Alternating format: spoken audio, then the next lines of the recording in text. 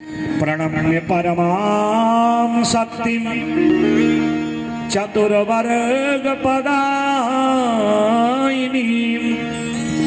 आदिशक्तिं वदिष्यामि कथां पौराणिकीं शुभाम्। राजोपरिचरो नाम धार्मिकः सत्यसंगरः तस्य भार्या वरारोहा गिरिकानाम सुंदरी। मैं उस देवी भागवत के अनुसार आदि शक्ति जगदम्बा की जिसमें महिमा लिखी है, उस देवी भागवत के अनुसार वेद व्यास भगवान की उत्पत्ति प्राकट्य जन्म की कथा सुनाता हूँ। प्रणम्य परमाम शक्तिम, जो चतुर्विध पुरुषार्थ को प्रदान करने वाली है, धर्म अर्थ काम मोक्ष, ऐसी उस भगवती पराम्बा आदि शक्ति को मैं प्रणाम करता हूँ। और वदिष्यामि कथाम, और मैं उस जो है प्राचीन कथा को आपको सुनाता हूँ जिसमें वेद व्यास भगवान के प्राकट्य उत्पत्ति का वर्णन है। प्राचीन समय में एक उपरिचर नाम के राजा थे। धार्मिक सत्य संग्रह, सत्यवादी और परम धार्मिक, प्रजा को पुत्र की भांति संरक्षण दे करके न्याय नीति, दंड नीति, दान नीति इत्यादि नीतियों का जो राजा का धर्म है, 6 गुण राजा के होते हैं। मार्कंडेय पुराण में मदालसा अपने पुत्र अलर्क को ये ज्ञान देती है। जो राजा के 6 गुण हैं, राजा उपरिचर में विद्यमान है। इनकी संतान नहीं है, बहुत वर्ष विवाह किए हो गए। इनकी जो गिरिका नाम की सुंदरी जो इनकी महारानी है, पतिव्रत परायणा, नित्य पति के प्रेम में डूबी हुई उनकी सेवा करने वाली। एक दिन राजा शिकार खेलने के लिए, क्योंकि राजाओं को मृगया करने का बड़ा व्यसन होता था, अपने घोड़े में बैठ के गए। राजा का एक मित्र जैसा एक बाज पक्षी उनके साथ सदा रहता है, जो राजा को इधर उधर का संदेश भी पत्र आदि के द्वारा देता है। ये बाज पक्षी बड़ा चालाक होता है। तो राजा घोड़े में बैठ के गए, साथ में इस बाज पक्षी को भी ले गए। और कुछ दिन राजा ऋषियों के आश्रम में भ्रमण किए, निवास किए, महात्माओं की सेवा किए। और अचानक राजा को एक दिन अपनी पत्नी की याद आ गई। और पत्नी की याद आते ही उनको ये स्मरण आया कि मेरी पत्नी का इस समय ऋतुमती होने का समय है और मुझे उनके पास होना चाहिए। मेरे और उनके संयोग से मेरा उत्तराधिकारी जन्म लेगा। और पत्नी की सुंदरता का मन ही मन चिंतन कर रहे थे तो तेज स्खलित हो गया।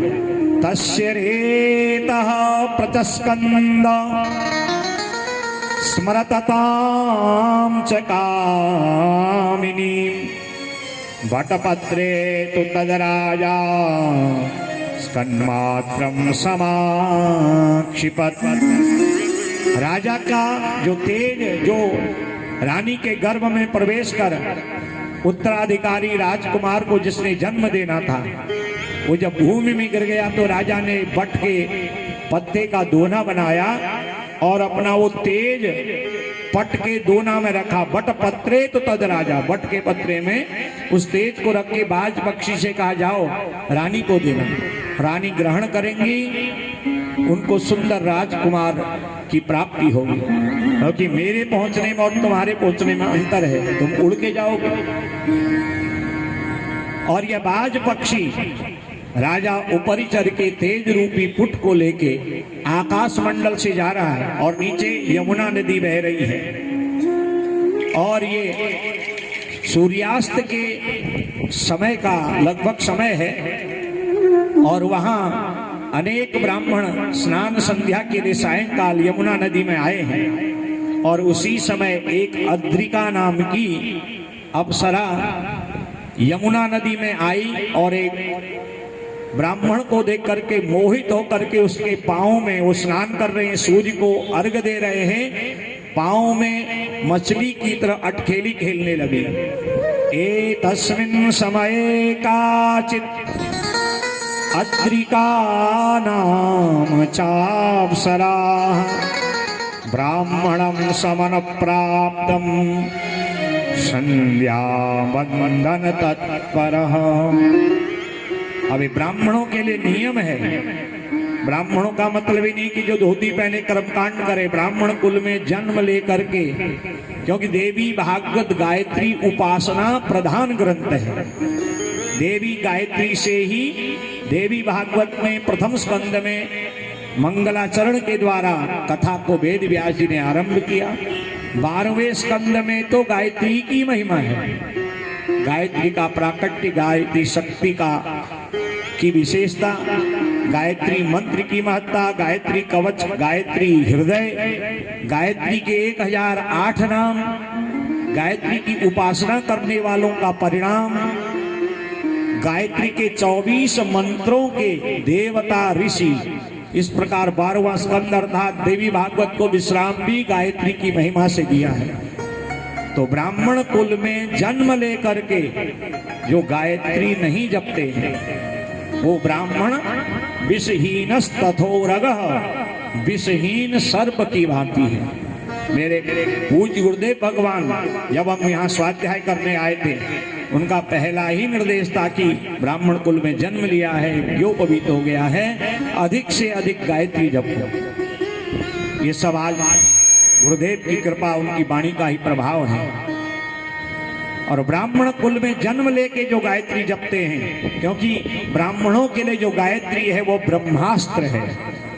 और जिसके पास ब्रह्मास्त्र होता है, आज की भाषा में हम उसको अगर परमाणु अस्त्र कहें, परमाणु अस्त्र जिस देश के पास होता है सब डरते हैं उससे। गायत्री अपने आप में उस परमाणु अस्त्र से भी बड़ा ब्रह्मास्त्र है। और जो ब्राह्मण नित्य गायत्री समय पर संध्या करते हैं,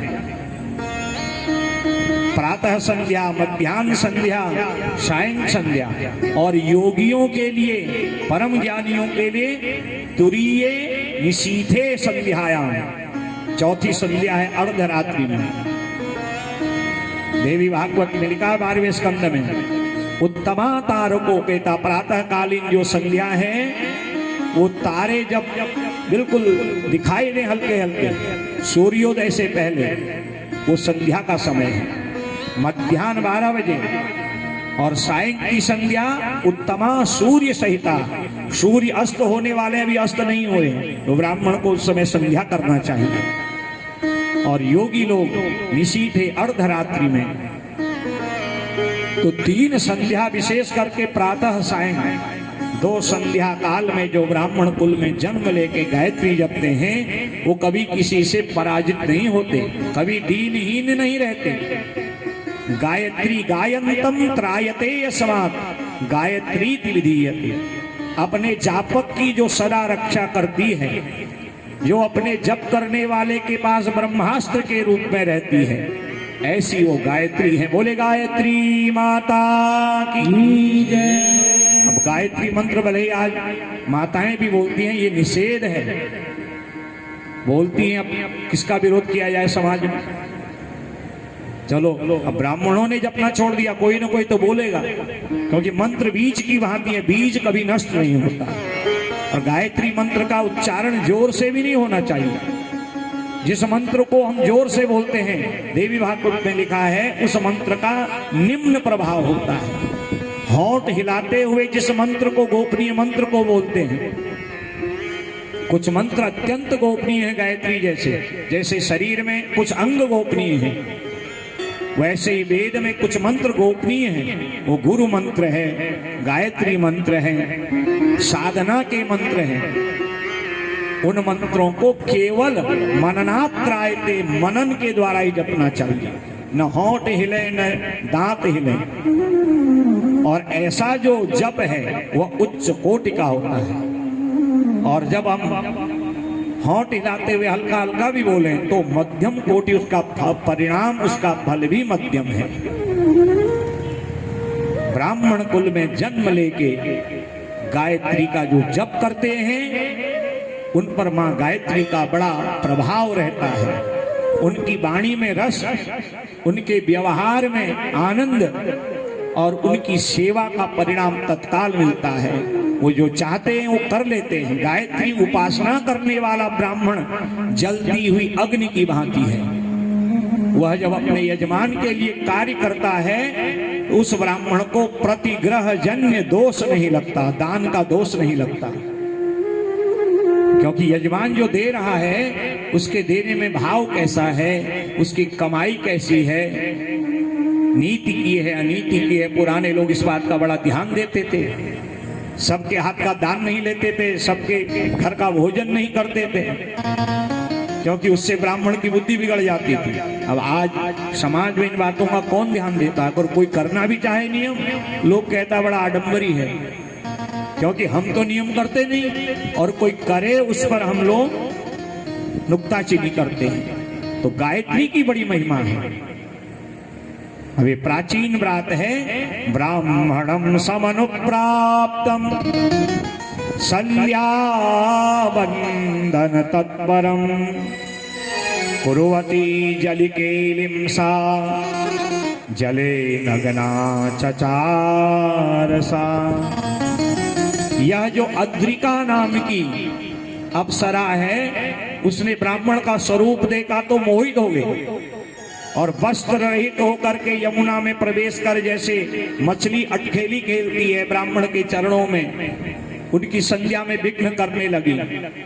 ब्राह्मण ने देखा कि मेरी संध्या में कहीं विघ्न न हो, तो ब्राह्मण देवता को क्रोध आ गया और कहा, देखो तुम जो है मेरी संध्या में विघ्न कर रही हो, इसलिए मैं तुम्हें श्राप देता हूं।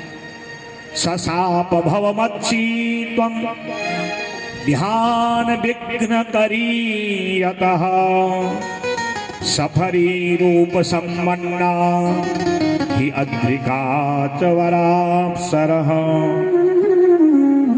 जानते हुए कि ब्राह्मण की संध्या में विघ्न नहीं करना चाहिए, तुमने विघ्न किया और मछली की तरह अटखेली के लिए इसलिए जाओ अद्रिका, तुम निम्न मछली की योनि में जाओ। इसने वस्त्र पहने ब्राह्मण के चरण पकड़े, कहा महाराज मुझे क्षमा कर दो।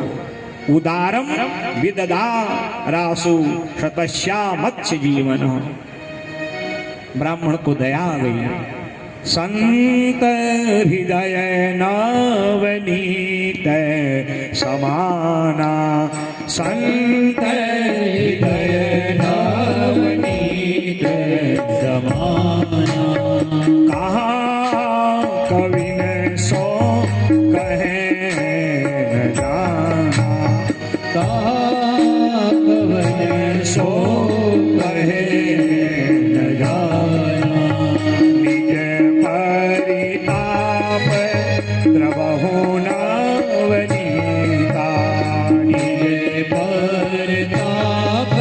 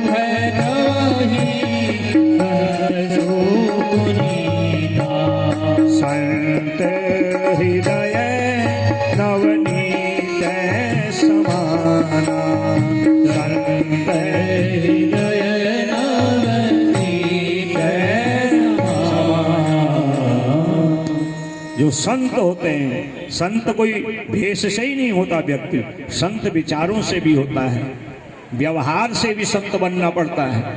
संत माने सरल भाषा में संत की परिभाषा क्या है? सरल रूप में जिसके साथ बैठ के हमें शांति का अनुभव हो, जिसकी बातों को सुन करके हम दुनिया को भूल जाएं, जिसके संग में रह करके संसार की आकुलता व्याकुलता दूर हो जावे, जो हमारे मन को बदल देवे, हमारे मन की आकुलता व्याकुलता उथल पुथल को बदल के हमें शांति प्रदान करे, वही संत है।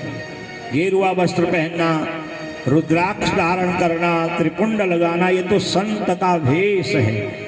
भेष के अनुसार यदि उसका परिवेश जीवन भी हो तब वो संत है। ब्राह्मण संत रूप में थे, दया आ गई। कहा, देख अद्रिका, तू जो है मछली तो जरूर बनेगी, तेरे गर्भ से एक कन्या और एक बालक का जन्म होगा और वही बालक मत्स्य राज बनेगा, और दोनों को जन्म देते ही तेरी निम्न योनि जो मछली की है, मत्स्य की, उससे तू मुक्त हो जाएगी। पर दुख द्रवहि संत सुपुनीता, जो दूसरे के दुख भाव को देखे द्रवित हो जाए, स्वयं अपनी कठोरता को छोड़ दे, वही संत है। इत्युक्ता तेन सा प्राप मत्स्य देहं नदी जले, बालको जनित्वा सा मृता मुक्ता च सापतः। मछली के रूप में परिणित हो गई। ब्राह्मण संध्या पूजा पूर्ण करके अपने स्थान को आए। ब्राह्मण के श्राप से अद्रिका अप्सरा मछली बन गई, और ऊपर आकाश मंडल से जो बाज है उसके मुख पे जो राजा उपरिचर का तेज का पुट है, दूसरे बाज ने देखा इसके चोंच पे क्या है, दोनों का चोंच युद्ध हुआ और राजा का जो बाज पक्षी मित्र था उसके मुंह से वह दोना नीचे यमुना में गिरा। जैसे ही वो गिरा, उस राजा के तेज पुट में से जो तेज है उस मछली ने घटक लिया और उसके गर्भ में एक कन्या और एक बालक का जो है पालन पोषण हुआ। कुछ समय के पश्चात यमुना नदी के किनारे एक दासराज मछली मारने वाला धीवर मछली मारने आया और इसने जाल डाला तो यही मोटी मछली फंस गई। घर लेके आया और जब देखा इतनी बड़ी मछली, इसका इतना ऊंचा पेट, चीरा लगाया, देखा उसमें एक बालक और एक कन्या। आनंद भी आया, घबरा भी गया और मन ही मन सोचा यदि मैं इनको अपने पास रख लूं, मेरी भी संतान नहीं है और कहीं राजा को पता चल गया कहां से लाया, भाई इंक्वायरी होगी तब क्या करूंगा। तो इसने देखा हमारे राजा की भी संतान नहीं है, तो इस दास राज ने बेटा तो दे दिया राजा को। देखिए राजा का जो तेज हो राजा के पुत्र के रूप में राजा के पास पहुंच गया और यही जब बड़ा हुआ तो इसका नाम मत्स्य राज पड़ा है और बिटिया को इसने पाल लिया। यह बेटिया दिखने में काली थी, इसलिए इसका नाम काली रख दिया।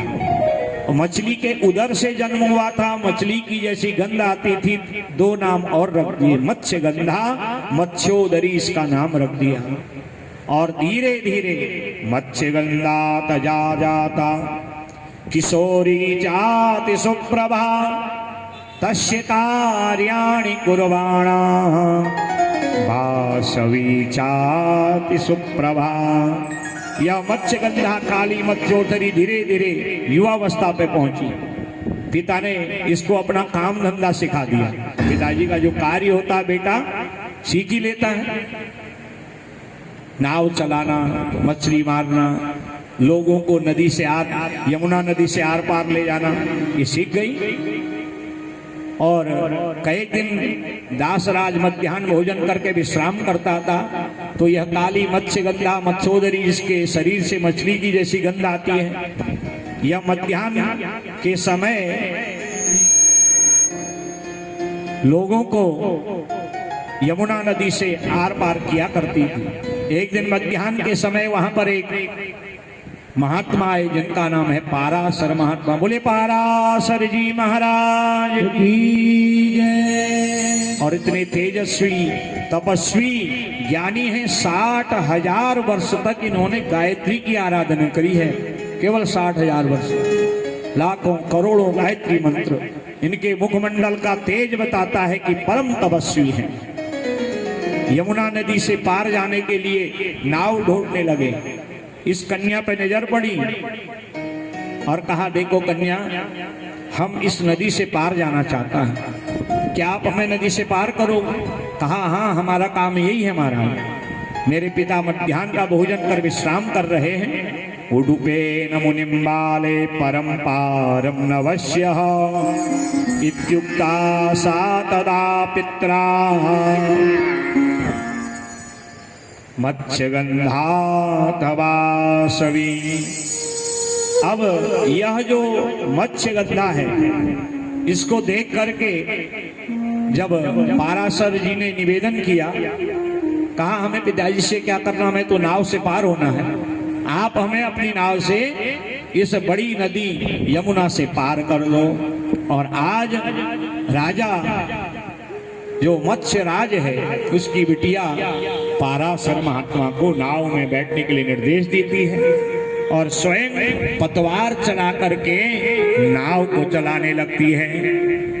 और भगवती जगदम्बा की प्रेरणा से, जगत के कल्याण की इच्छा से आज पाराशर जी को मन में भाव जागा।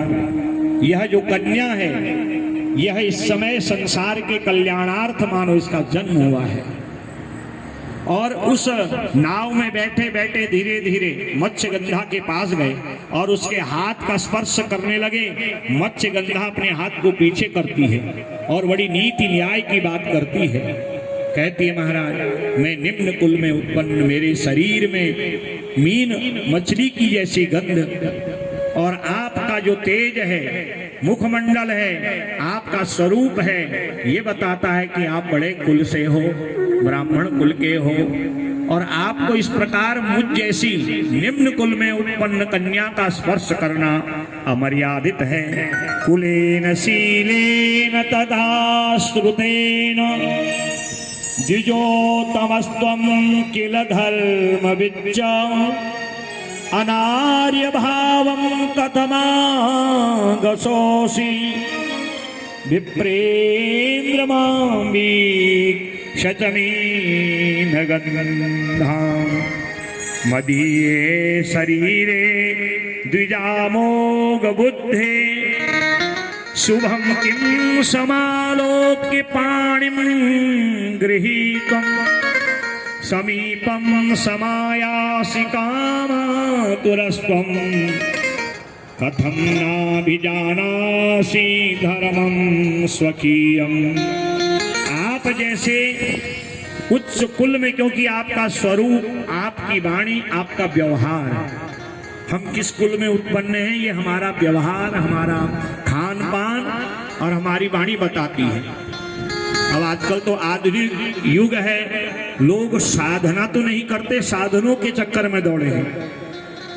और उस भागम भागम की जिंदगी में, आधुनिक युग में कौन किस कर्म का है, क्या उसका धर्म है, क्या स्वरूप है, क्या उसे करना चाहिए, ये सब कहना व्यर्थ है। और पहले हम किस कुल के हैं, हमारी क्या मर्यादा है, क्या परंपरा है, इसका बड़ा महत्व होता था। महाराज, ब्राह्मण को लोग श्रेष्ठ मानते थे और शास्त्र में लिखा है, ब्राह्मणा तो जंगमम तीर्थम। हम कन्या का ब्याह करते हैं तो पहले ब्राह्मण देवता के चरण धोते हैं, धूली अर्घ में। क्यों? यत् फलम कपिलादाने कार्तिक्यां ज्येष्ठ पुष्करे तत्फलम पांडव श्रेष्ठ विप्राणां पादशोधने। ब्राह्मण को शास्त्र में चलता हुआ तीर्थ कहा गया है। ब्राह्मण अपने लिए कम, समाज के लिए ज्यादा करता है। जो गायत्री की उपासना करने वाले ब्राह्मण हैं, उनका आशीर्वाद प्रत्यक्ष होता है। गायत्री उपासक नित्य संध्या पूजन करने वाला ब्राह्मण का स्वभाव ऐसे है जैसे जलती हुई अग्नि, कोई वस्तु डाल दो।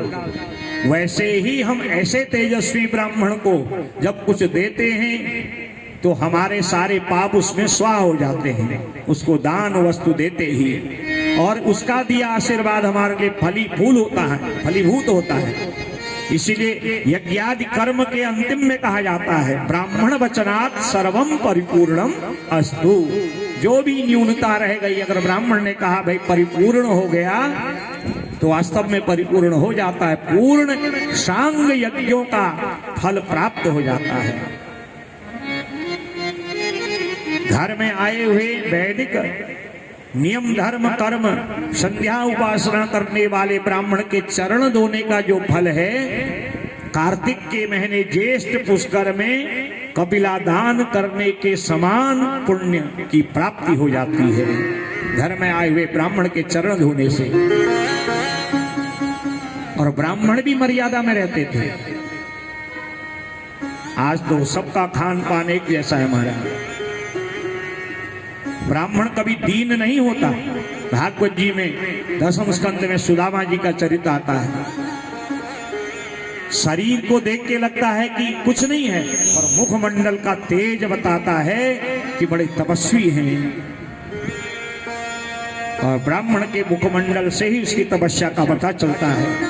आज यही मत्स्यगंधा कहती है महाराज कि कुलेन शीलेन तथा श्रुतेन, आपका जो बोलने का ढंग है, व्यवहार है, उससे लगता है कि आप बड़े ऊंचे कुल के हो, और लगता है कि आप ऊंचे ब्राह्मण खानदान के हो।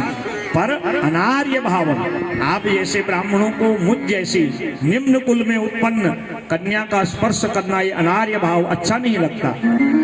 एक तो निम्न कुल में उत्पन्न हो, शरीर में मछली की जैसी गंध है, और आप मेरा हाथ स्पर्श करना चाहते हो। कथम न नाभिजानासि धर्मम स्वकीयम, क्या आप अपना धर्म भी नहीं जानते? तब पाराशर कहते हैं, देखो देवी, न तो मैं कामातुर हूं और न अपने धर्म से धर्महीन हूं, परंतु धैर्यं कुरु, आप धैर्य करो। और करम त्यक्त्वा स्थितस्तत्र सिंधो पारम गतः पुनः। आज मैं तुम्हें एक वरदान देता हूं।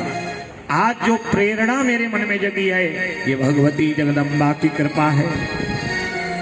और कुछ समय के पश्चात कलयुग आएगा, और कलयुग के लोग धर्महीन हो जाएंगे, और मैं अपनी तपस्या का प्रभाव और अपने शरीर का तेज तुम्हारे गर्भ में प्रवेश कराऊंगा, और तुम्हारे शरीर से साक्षात नारायण के अवतार वेद व्यास भगवान का प्राकट्य होगा। पुराण कर्ता पुत्रस्ते भविष्यति वरानने इत्युक्ता ताम्बसं याता भुक्त्वा समुनि सत्तमः। पुत्र को जन्म देने के पश्चात भी तुम्हारा सतीत्व नष्ट नहीं होगा, तुम सदा पवित्र रहोगी। और आज मैं तुम्हारा शरीर का स्पर्श कर रहा हूँ, आलिंगन कर रहा हूँ, तुम्हारे शरीर से मछली की गंध भी जाती रहेगी, और पुष्पों की जैसी सुंदर मल्लिका आदि पुष्पों की जैसी खुशबू, जिस स्थान तुम रहोगी मीलों तक तुम्हारे शरीर की सुगंध से लोग मोहित हो जाएंगे, और तुम्हें कभी वृद्धावस्था नहीं सताएगी। और इस प्रकार माया से कोहरे को उत्पन्न किया, जहां पर पानी के बीच में भूमि होती है उसको द्वीप कहा जाता है, और वहां ले जाके संयोग हुआ, और पाराशर महात्मा वहां से निकले, और आने वाले कुछ समय के पश्चात इसको पाराशर जी की बातें याद आई, और उसी द्वीप में गए जहां पाराशर जी से इनका मिलन हुआ था। और एक दिव्य पुत्र को, काले काले वर्ण के पुत्र को इन्होंने द्वीप में जन्म दिया। द्वीप में जन्म देने के कारण और कृष्ण वर्ण होने के कारण उन्हीं का नाम कृष्ण द्वैपायन पड़ा। बोले कृष्ण द्वैपायन भगवान की जय हो। द्वीपे न्यस्तस्त्वया बालस्तस्मात् द्वैपायनो भवत्। और वेद विस्तार करणात् व्यास नामा भवन मुनि। और इन्होंने ही वेदों का विस्तार पुराण रूपों में किया, इसीलिए इनका नाम वेद व्यास हुआ। बोले वेद व्यास भगवान की। और यही जो मत्स्य गंगा, इनका नाम सत्यवती, पाराशर जी ने रखा। शरीर से पुष्पों की जैसी सुगंधित आई। और इनके जो पुत्र वेद व्यास हैं, लोक लज्जा के कारण उनका त्याग कर दिया। वे कोई साधारण बालक थे नहीं कि माँ से दूध मांगते, भोजन मांगते। साक्षात व्यासाय विष्णु रूपाय।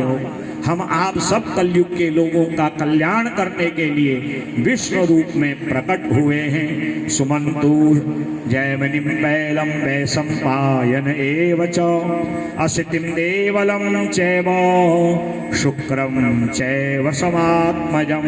सुमंतु जयमिनी पैल वैशंपायन असति असित देवल और अपने पुत्र सुखदेव को चारों वेदों का सार, पुराणों की संहिता ज्ञान रूप में प्रदान कर हम आप तक ये जो भागवत पुराणों की कथा है उनको पहुंचाया है।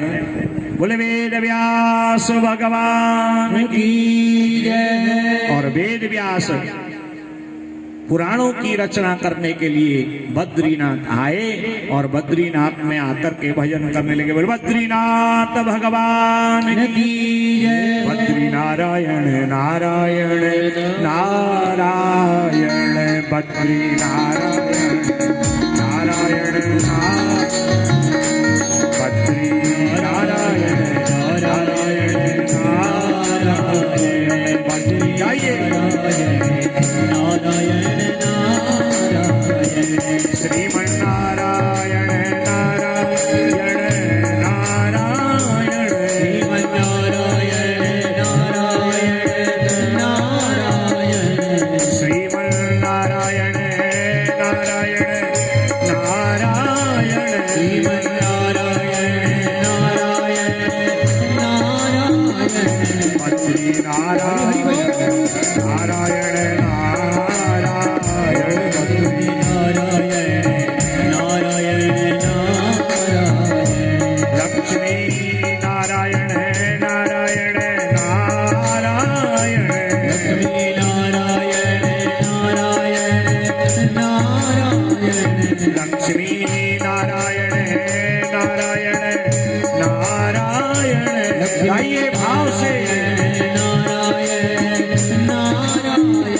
व्यास नारायण नारायण नारायण व्यास नारायण नारायण नारायण व्यास नारायण नारायण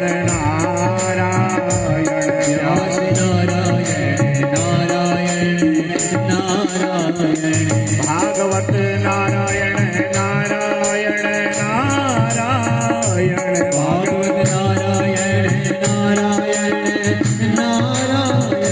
भागवत नारायण नारायण नारायण भगवत नारायण नारायण नारायण सत्य नारायण नारायण नारायण सत्य नारायण नारायण नारायण अम्बे नारायण नारायण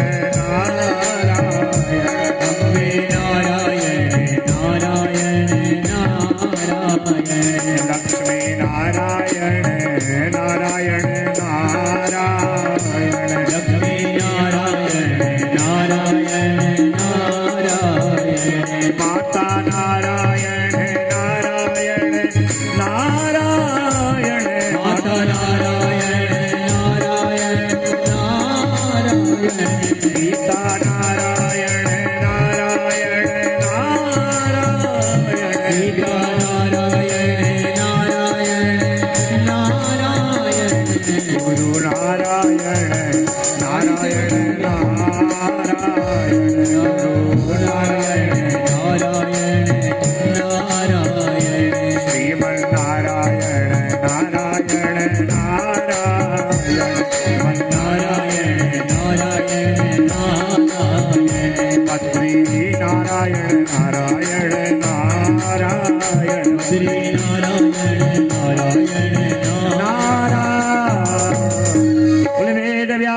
भगवान की, बद्री नारायण भगवान की जय जय श्री राधे। बद्रीनाथ में सम्याप्रास आश्रम और वहाँ 4 वेदों का सार 18 पुराण, ये भागवत देवी भागवत आदि